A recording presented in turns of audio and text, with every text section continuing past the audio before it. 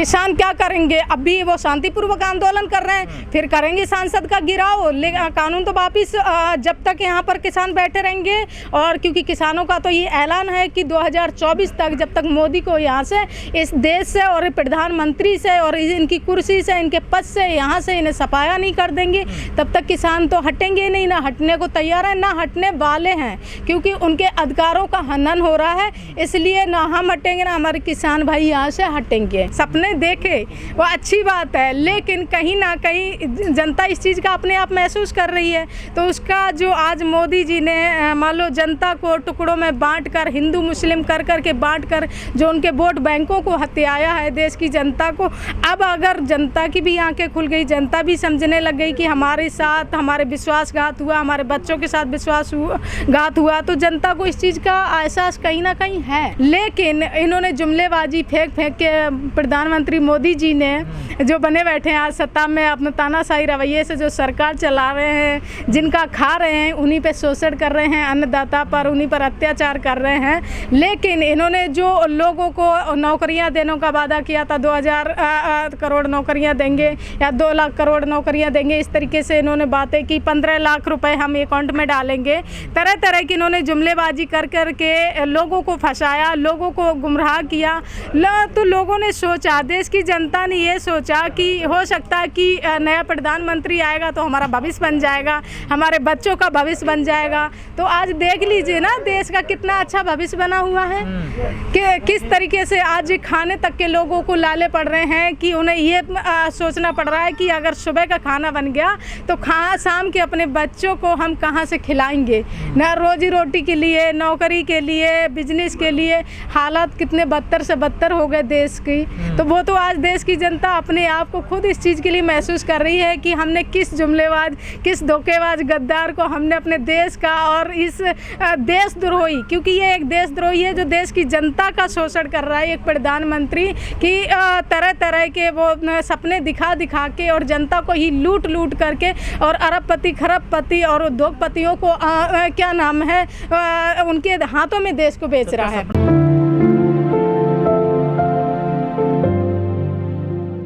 कृषि मंत्री को जब उन्होंने खेती कभी करी हो कृषि मंत्री जी ने, या उन्हें उसके बारे में जानकारी हो, तब तो वो किसानों का दर्द समझ सकते हैं कि किसान किस तरीके से खेती करते हैं, किस तरीके से अपना पालन पोषण करते हैं, किस तरीके से वो अन्न उगाते हैं, जो पूरे भारत देश में वो अन्न उगाते हैं, अन्न उगाकर और मंडियों तक पहुंचाते हैं। कितना मेहनत, कितना संघर्ष होता है उनके जीवन में। और जब हम तक जो सिटी में बसे हुए लोग हैं उन तक वो अन्न पहुंच पाता है। उन्होंने तो ऐसा नहीं, क्योंकि वो तो एसी में बैठते हैं और आलीशान मकानों में, हवेलियों में रह रहे हैं, तो उन्हें किसानों का दर्द कहाँ से पता होगा। तो वो तो कहेंगे कि ये बिल वापस नहीं होंगे। बिल वापस ना बनाने के लिए तो उन्होंने बिल वापस बनाई है। देश वो चला रहे हैं जिन्हें खुद को ये पता नहीं कि उनका फैमिली में या उनके परिवार में उनके माँ बाप या भाई बंधु जो भी हैं, उन्हें अपने परिवार के बारे में ही पता नहीं है कि हमारी जो पीढ़ी है वो कहाँ से उत्पत्ति हुई है। तो वो जनता के बारे में उन्हें क्या पता होगा। जो बिल्कुल अंधभक्त है भाई, उन्हीं को बेशक नहीं है, लेकिन जनता बहुत कुछ इस बात को महसूस करती है, अपने आप को ही रो रही है कि हम कितना हमने गलत किया और किस ऐसे जुमलेबाज धोखेबाज व्यक्ति को हमने एक देश का प्रधानमंत्री बना दिया, जिसे एक चाय वाले को प्रधानमंत्री बना दिया, जिसे खुद ही नहीं पता है कि वो कहाँ से उसकी उत्पत्ति हुई है। इन्होंने पूरी कोशिश कर ली, प्रधानमंत्री लग गए, गृह मंत्री लग गए, सब लोग वहाँ पर लग गए, जो भी नेता एमएलए विधायक थे बंगाल में, क्या वहाँ से उनका सफाया हुआ, उन्हें वहाँ से नीचा देखने पड़ा। अब पंजाब में चुनाव हैं और यूपी में चुनाव हैं, जनता की या किसानों की जीत यहीं से शुरू है। पहली जीत तो उनकी बंगाल से हो चुकी है किसानों की, और ये भी जीत होगी, क्योंकि किसानों बीजेपी जो हारी है बंगाल में, हारी भी नहीं गए, जो उसका जो उम्मीद थी, जो उस पर पानी फिर किसानों की वजह से फिर आया, क्योंकि किसान जब से के धरना पर बैठे हैं, आंदोलन जब से शुरू हुआ है, इससे पहले जनता समझ ही नहीं पाती, क्योंकि वो टीवी चैनलों पर आकर के मोदी जी बोलते थे आज हम मन की बात करेंगे, हम जनता से अपनी मन की बात कहेंगे। वो तो अपनी मन की बात करते नहीं। कोई रोल नहीं रहा चुनाव में। ममता जी का रहा, क्यों नहीं रहा? क्योंकि ममता जी ने भी मेहनत किया, संघर्ष किया, और उनका पैर फ्रैक्चर हो जाने के बाद भी वो सामने डट कर के सामना किया। इतने सारे प्रधानमंत्री, गृह मंत्री, नेता, उनके जो भी बीजेपी के लोग थे, सारे उनके पीछे पड़े रहे। उसके बाद भी उन्होंने अपनी हिम्मत को उनकी दाद देने पड़ेगी। हम उनकी तहे दिल से उनको धन्यवाद करते हैं कि जो उन्होंने उनका सामना किया ममता दीदी ने।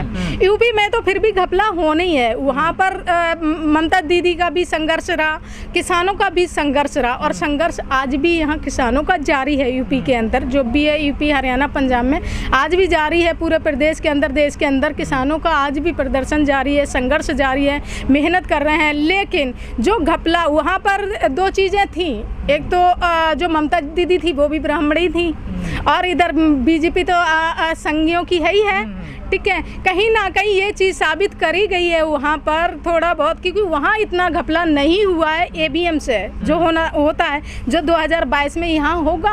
हाँ, होना है, क्योंकि वो मैं बताऊं, वो आपने दिखाया वहाँ पर, इसलिए दिखाया गया है कि लोगों को, देश की जनता को ये संदेह ना हो कि ये ईवीएम से घोटाला होता है। मतलब वहाँ तो साख दाब पे लगी हुई है, किसान आंदोलन, वहाँ तो उन्हें घोटाला करना जरूरी है। अगर घोटाला लेकिन नहीं किया, क्योंकि यहाँ पर जो भी है कि बहन जी है, जो इनके विपक्ष में बैठे बहन जी है, अखिलेश हैं, और जो छोटे मोटे संगठन के लोग हैं, जो निर्दलीय लोग खड़े होते हैं, वो हैं।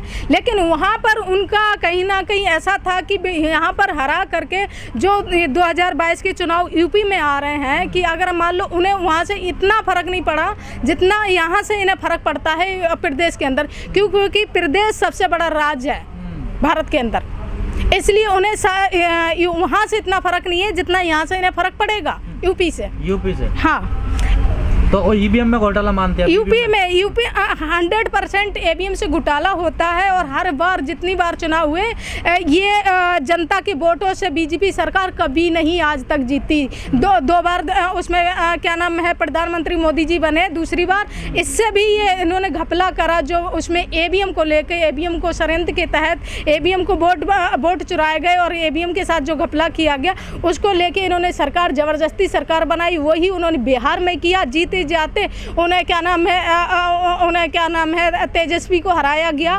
बनी बनाई सरकार को पलटा वहाँ पर इन्होंने जबरदस्ती।